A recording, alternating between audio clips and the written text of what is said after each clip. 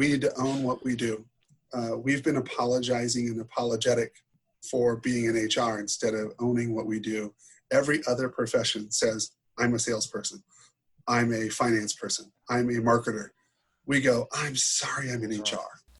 Don't conduct your analysis in isolation because data is so incredibly powerful. Not defending just the tribe, but defending the organization. Those creative people that you really want to keep empowered, keep excited, keep motivated, keep thinking. A good experience pays dividends down the line. Stereotypes tend to break down in proximity. Welcome to We're Only Human, a podcast about human resources, business, technology, and the workplace. My name is Ben Eubanks, your host, and I'm so glad you're here.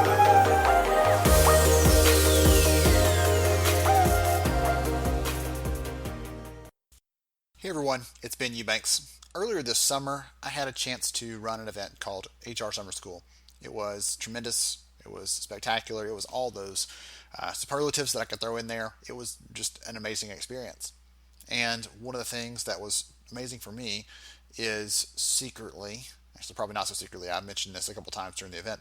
Secretly though, I'm over there taking notes, learning myself as people are speaking, as people are sharing, talking about all these amazing ways that we can get better at HR and talent and learning and the things that we have to do day to day to help the business run.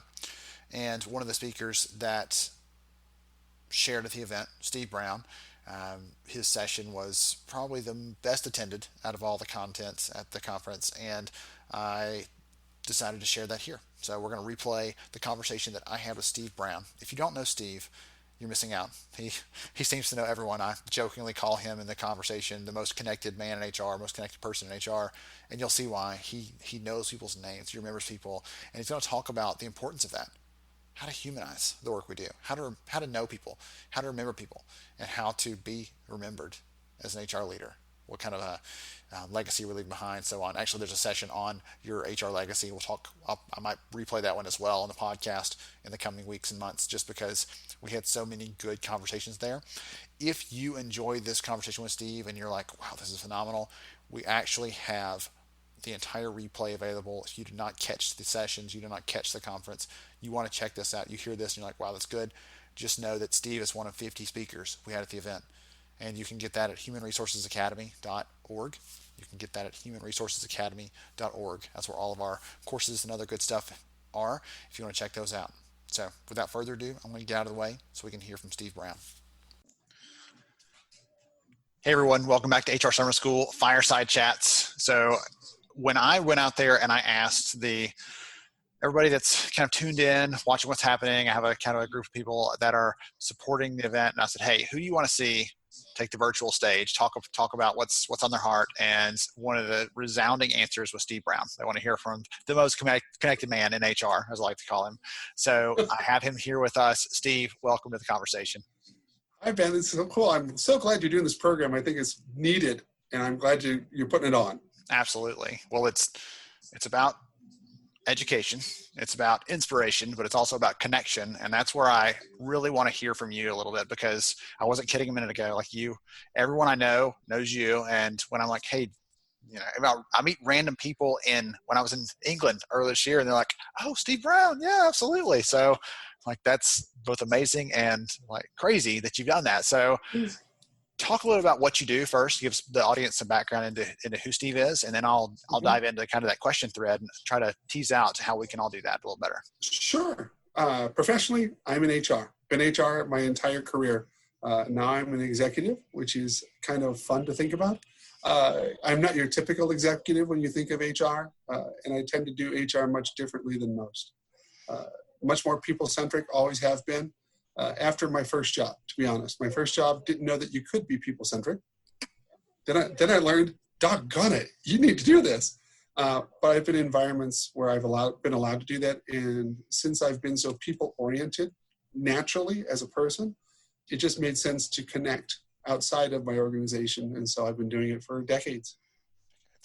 I'm not surprised to hear that. And I actually had that same first job in HR, where they're like, the people are a necessary evil for us doing a job. I'm like, wait a minute, we're supposed to be serving the people. Isn't that what our job is all about? And so it took the second job for I realized, like, okay, maybe I'm not the crazy one here. Maybe that is actually an opportunity. That's how things should work. So you talked about why you did that a little bit, right? That's just your natural bent, maybe your natural inclination is to reach out there and connect with people. I don't know if it's easy to answer this question or not, but what is it like? Like how do you do that intentionally? I guess I'll ask that more practical question of how do you do that intentionally? I learned from my mom. When I grew up in a small town, very small town, 2,500 people, and it was Mayberry, basically.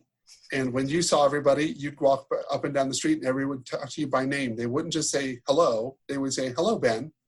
And they would do it, every person. You walk into the drugstore and they go, oh, it's Mr. Smith. Hey, Steve. And it was just naturally our environment. So it was modeled for me. And then when I went to, I was in a small school where it was K through 12 in one building. And this was in the 1980s. So it's not like, pioneer days. Stone Age. Actually, no, this was modern day. Modern day still is K through 12 in one building. And I would know the teachers from kindergarten all the way through the superintendent. And I would know every student in every grade by name. And I'd walk down the hall and greet them by name. So it didn't seem abnormal for me. Then I went to college, and in college, I just started doing it again. And my fellow classmates used to get upset. I'd walk to class and I would say hi to every single person on the way to class and every person on the way back. And they go, what are you doing? Why are you doing this? People don't want to do this. And this is what I found. People want to be recognized. People want to be acknowledged more than just a casual greeting. Casual greetings are great. Casual greetings are polite. You should do those things. But honestly, most casual greetings, we don't care. We don't really care how you're doing. We just say hello to say surface level. Yeah. Hi Ben. How you doing? Good. And then we move off. When you say somebody's name, they stop. It puts them in their tracks. So I've always felt that added value to relationships, even if they were very circumstantial, Then if a person chose to take a relationship deeper, you had a much better in than just being somebody who's a passerby. As an HR person, you can do HR and do it passerby style, and people will despise you. But you can do it intentionally, and connecting people is far more than knowing names, but knowing names is the key to start. I remember the Dale Carnegie quote. I don't know if you've read the book How to Win Friends and Influence People. I would be surprised if you had, but it's like the sweetest sound in any language is that person's own name, right? So taking that kind of approach that you've taken there, I have always struggled to remember names, and I try to be intentional about it. And I'll go in a room and someone's like, okay, that's Mary and that's Jim, and over there by the coffee pot is Joe. And I'm like, okay, like I'm trying to solidify all this. Any tips from you? Because you seem to be really good at it. Even if you fumble once in a while, none of us see that. We just see the Steve that knows everyone. So any tips or ideas on how to do that better? Yes, I think there's two things. First, it has to matter. When I see you, it has to matter that I know you by name. For instance, I know you, I know your wife, and I know your kids, but I know you. Now, I'll ask you your wife, I don't know her name. I don't get to see her regularly. And we get so caught up on, if I forget Ben's wife's name, he's going to hate me forever. You don't know my wife's name. We put all of this junk in our head that gets in the way because we're embarrassed, and it's not embarrassing at all. You have to get past that. And then it has to matter to know somebody's names. And I'll give you one quick example before I give you the tip. When you and I met in person for the first time at the HR Evolution in Atlanta, I knew everybody's name before I walked in there. And so when I met Dan Crosby, I go, hey, Daniel, how are you? He's like, how do you know my name? Well, I've seen your face. I've read your name. I can put two and together. Hi, Ben. Nice to meet you. Like, how do you know me? We're fascinated that someone knows our names. The trick I learned a long time ago was say a person's name 3 times the first time you meet them and say something about them or learn something about them. So you say, we can do it here. Hi, Steve. So that's me.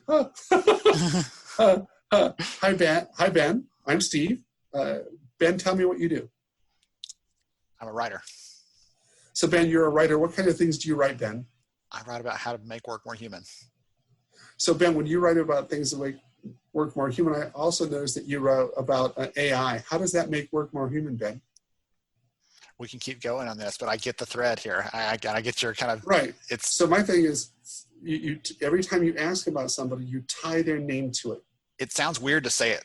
You're like, It does. hey, when you're doing it, it doesn't sound weird, but when you're like, I want you to say someone's name 3 times in the next 30 seconds, we're like, that's going to be awkward. Like, I'm going to try to like force that in the situation. But if you have just a little dialogue like that, and again, I guess on your end, you're kind of cementing, this is who that person is. So next time I'm thinking about, hey, that person that writes about making work more human, that's what I've been, right? And it's Right. easy to tie that back. Right, and I want to have a better chance to remember your name. It's not foolproof, okay? The other thing that's hard with remembering names is capacity.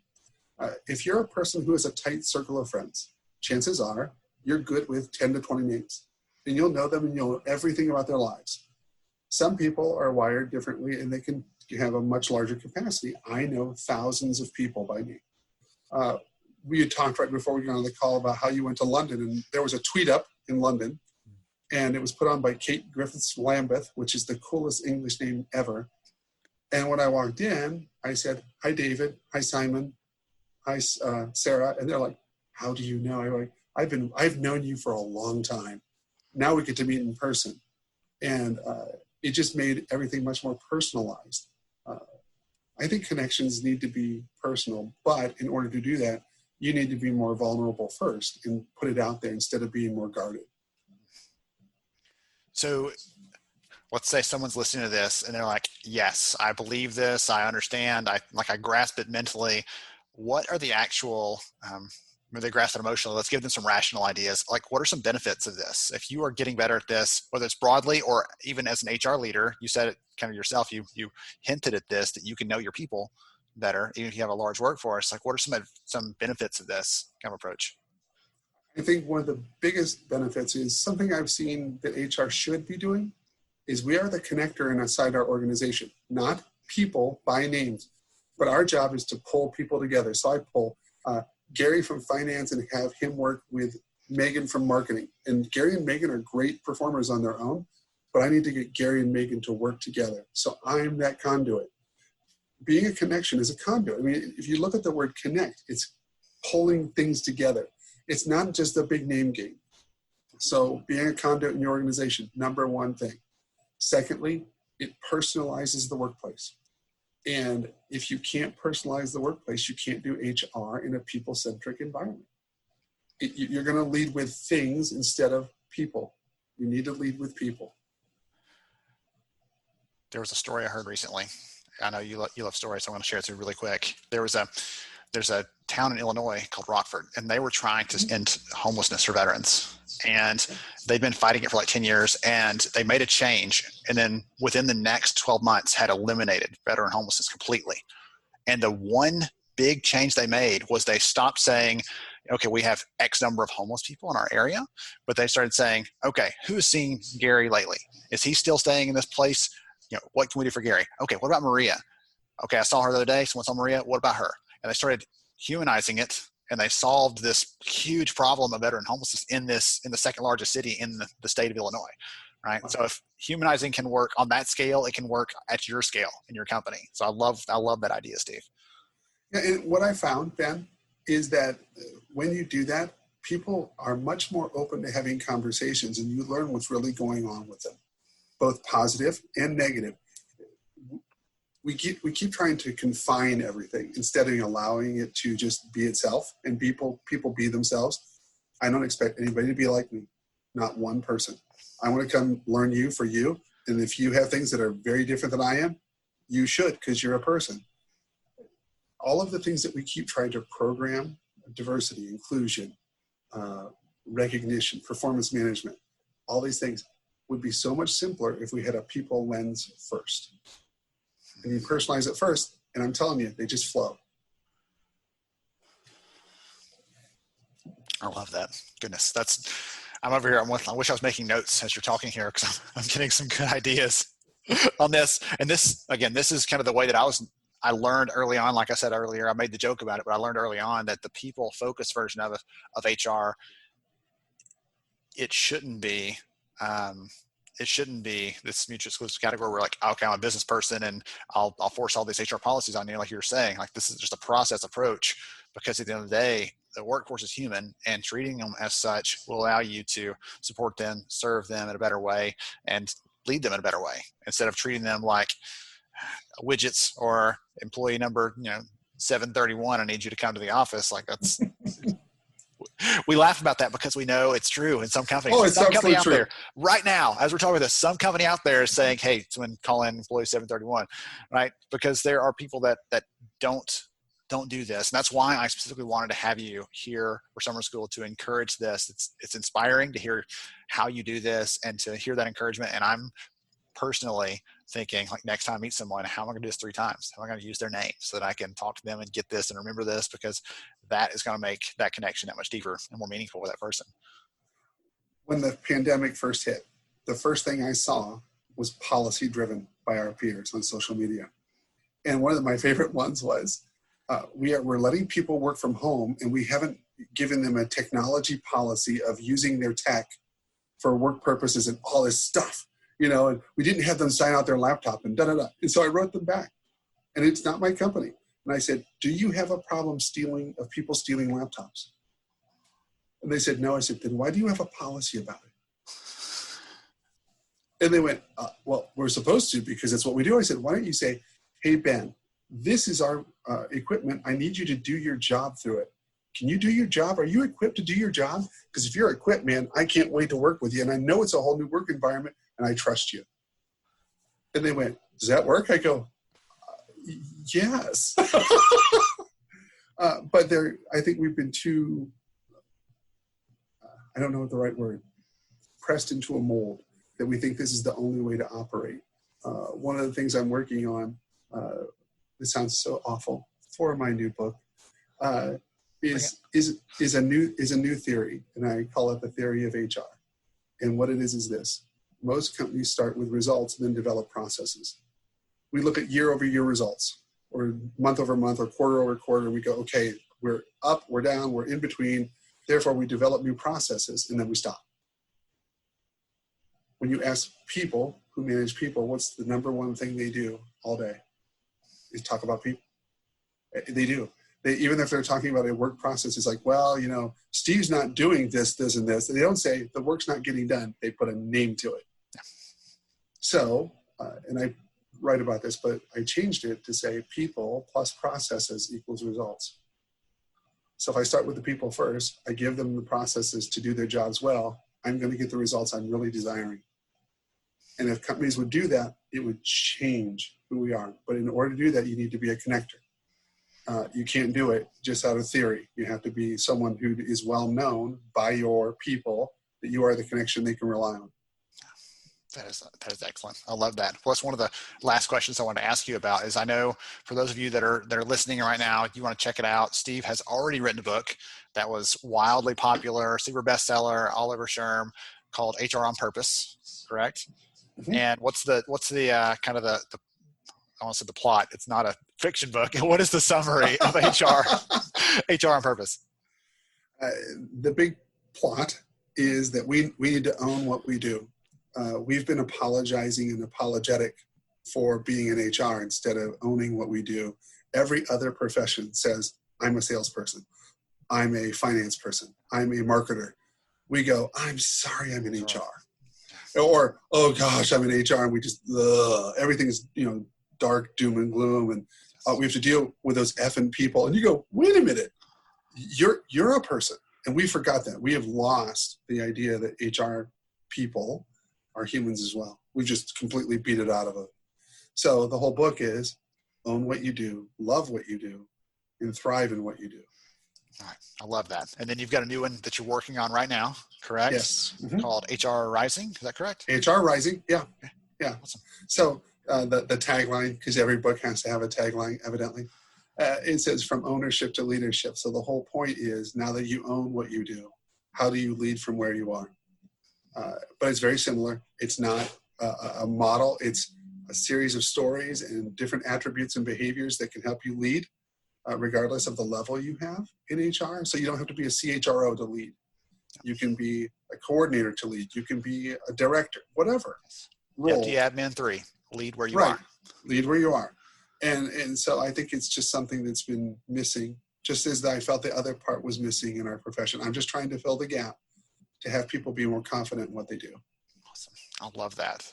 So if someone has listened to you and heard these heartfelt stories, and they can clearly hear the passion in your voice, they want to connect with you, or they want to learn more about what you're doing, what's the best way to do that?